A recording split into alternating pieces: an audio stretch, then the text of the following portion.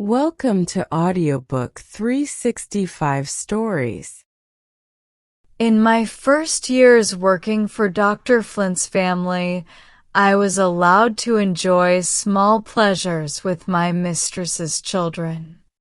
I thought this was fair, and I was thankful for it. I worked hard to do my job well. But when I turned 15, my life became very hard. This is a difficult time for a slave girl. My master began to say bad words to me. I was young, but I understood what he meant. I tried to ignore him or show I did not care. Because he was older, I was very young, and he was afraid my grandmother would find out. He waited many months before doing worse. He was a sneaky man and tried many ways to get what he wanted. Sometimes he was loud and scary, making me shake with fear. Other times he acted kind, thinking it would make me obey. I liked his angry moods more, even though they frightened me. He tried to ruin the good things my grandmother had taught me. He put dirty, evil thoughts in my mind, things only a bad person would think. I hated him and felt sick because of him. But he was my master.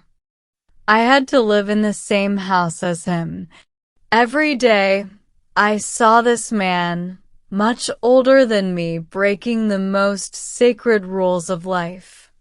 He told me I belonged to him and must obey him in everything. My heart fought against his cruel control, but who could protect me? It did not matter if a slave girl was very dark or very light. The law did not help her. She could be hurt, insulted, or even killed by evil men. The mistress, who should protect her, only felt jealousy and anger toward her. The shame, pain, and evil that come from slavery are too much for me to explain. They are worse than you can imagine. If you knew even half the truth about the suffering of slaves, you in the North would not help slavery continue.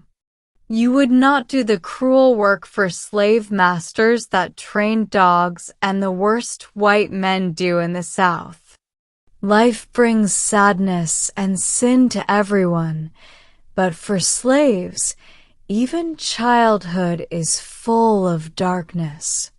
A little girl who serves her mistress and her children learns terrible things before she is 12 years old. She sees why her mistress hates certain slaves, maybe even the girl's own mother. She hears angry, jealous words and understands what they mean. Too soon, she learns about evil.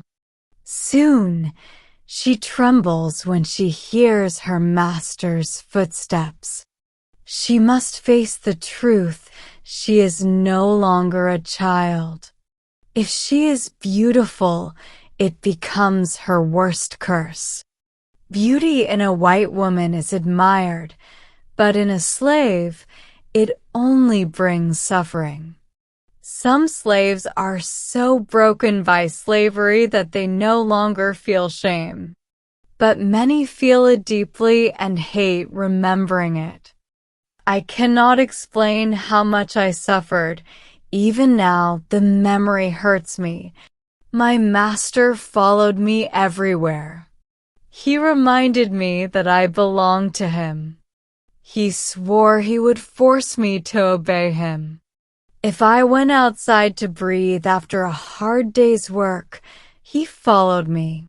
If I prayed at my mother's grave, his shadow fell over me. My once happy heart grew heavy with fear. The other slaves in the house saw the change in me.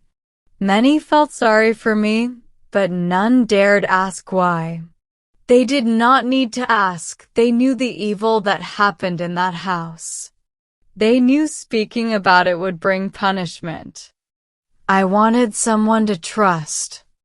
I wished I could rest my head on my grandmother's shoulder and tell her everything, but Dr. Flint threatened to kill me if I spoke.